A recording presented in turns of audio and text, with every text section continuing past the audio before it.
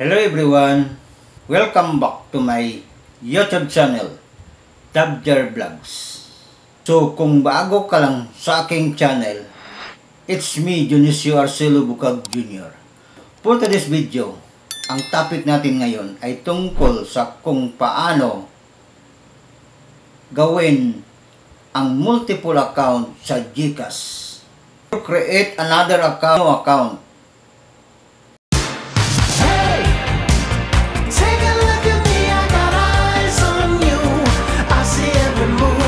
Or how to search account.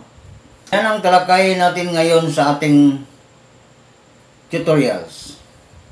So, hindi tayong gumawa ng 3 account under your name. Nakapangalan yan sa'yo lahat.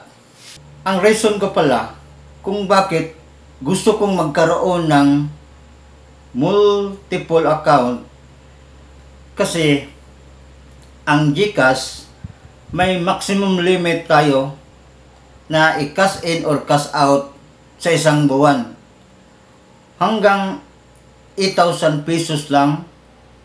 Kapag lumampas ka ng 8,000 pesos sa pag-cash in or cash out mo doong number na yan, mabawasan ka ng 2%. Kaya sayang.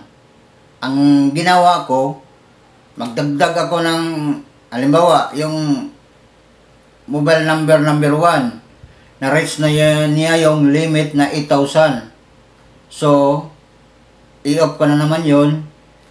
Si number 2 naman ang lagya pag may magpa-in-cash or magpa-cash in, yun naman ang gagamitin ko para hindi ako magbayad ng 2%. Sayang naman.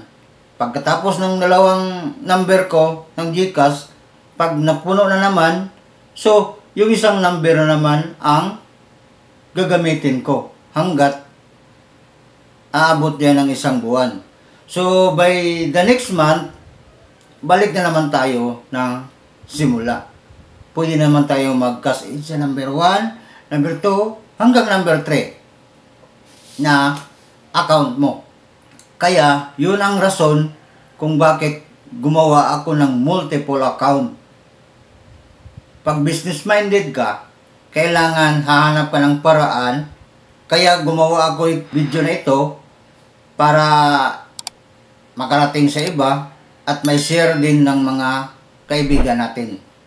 Tips and tricks ko sa pagninegosyo, i-share ko yan para malaman ng iba at makunan din nila ng idea. Ganyan din ang dapat nilang gawin para hindi sila magbayad ng 2%. Kaya ganun lang ang magandang gawin kung paano mag-switch account or multiple account. Naman tayo mag-proceed, shout out muna tayo. Shout out to my newest YouTube channel subscribers, DABJR Vlogs 1, Aying Belgium TV 2, Arman 3, Dante 123 Dreyer YouTube channel 4, Ranel TV. Sa mga gustong magpa-shoutout please, i-message nyo lang ako sa aking YouTube channel at FB account. Okay? Para sa lahat na ng mga subscribers ko, hindi ko man kayo ma-shoutout isa-isa, kaya ito na lang ang ginawa kong paraan para makita nyo ang aking buong pusong pagpapasalamat sa inyong lahat. God bless you always. So, ano natin gawin? Tap natin ang GCash account. Pagkatapos, makita nyo, naka-open na. Ang gawin natin, kailangan natin i-log out. So, pagkatapos ma-log out, ang sunod natin gawin ay pindot uli. Ang nakalagay dito, you're about to switch account. So, i-proceed natin. So, ang sunod natin gagawin, naka-proceed na tayo, i-type natin dito, nakalagay kasi dito, your account even more secure. Para mas safe ka, register your phone para ikaw lang ang pwedeng maka-access ng account mo. you have more than one phone. Create a new account for easy access. So, dito nakalagay, put your mobile number to get started. So, ilagay ko yung isang number ko. O yan, nakalagay na. Ang sunod, itap natin sa baba. So, ang sunod, pagkatapos ko na natap, nakalagay dito, do you want to link this device to your account? Itap natin ang send. At antayin natin na mag-send ng OTP. Yung authentication, verify with text. So, antayin natin. So, ito na. Ipindot ko na lang, automatic maselect na yon. Pagkatapos, na-process na. So, nakalagay kasi dito, account activity. What would you like to do with your account today? Itap natin yung new account. Gawa tayo ng bago. Pagkatapos, natap natin ng bago. Dito kasi, pagkatapos natin natap ng new account, nakalagay kasi dito, here are the next steps to create a new GCash account. Number 1, provide your current information. Number 2, take your selfie. Number 3, set up your MPIN. So, nakalagay kasi dito, if you proceed, your account will be linked to device. I agree that this device will be linked to my new GCash account. So, itap natin ang agree. Tapos, itap natin ang get started. At tapos dito, tell about yourself. So, please complete this information below. Dito, ilagay lang natin ang date of birth. O, yan. Itap natin. So, pagkatapos tap natin, ilagay natin ang date of birth. Are you a Filipino? I-type mo yes. And then confirm sa baba. Pagkatapos, registered, tell us about yourself. So, ilagay natin ang personal information. Tapos, ilagay natin ang first name, then middle name, first name and middle name. Tapos, dito sa baba, last name. Tapos, your email. Tapos dito sa main source of PAN. So, mamili tayo dito. Lagay natin rental income. Tapos, province, Cebu. Tapos, city address, municipality, Consolacion. Tapos, barangay. Tapos, zip code, street, SIM, current. Tapos yun. Pagkatapos mo na-fill up lahat, itap natin ang next.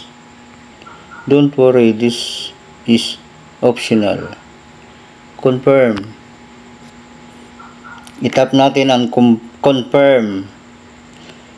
Tapos, dito, set MPIN. Your MPIN is your password to GCash. Never share your MPIN.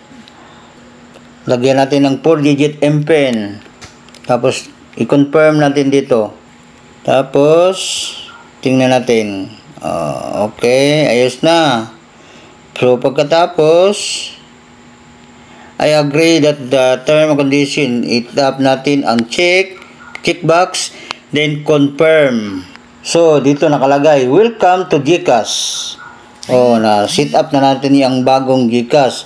So, ito na ang text niya. So, huwag i-share ang inyong OTP. May bagong device na nagre-request ng access sa GCash account mo.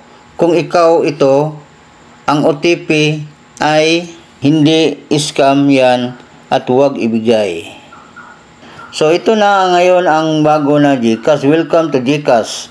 So, start your GCash experience as GCash Basic. You are only GCash Basic for 12 months. So, ito, scan to pay, bills, bayad load, offline, GCash, spend with your limit. Total amount you can have in your wallet, maximum amount you can receive, maximum amount you can send. Oh, yes. Yun lang ang ano mo sa bagong GCash. You can receive maximum, you can send. Tap natin ang verify it now. So, na-process na. Security update. It's here. Introducing account secure.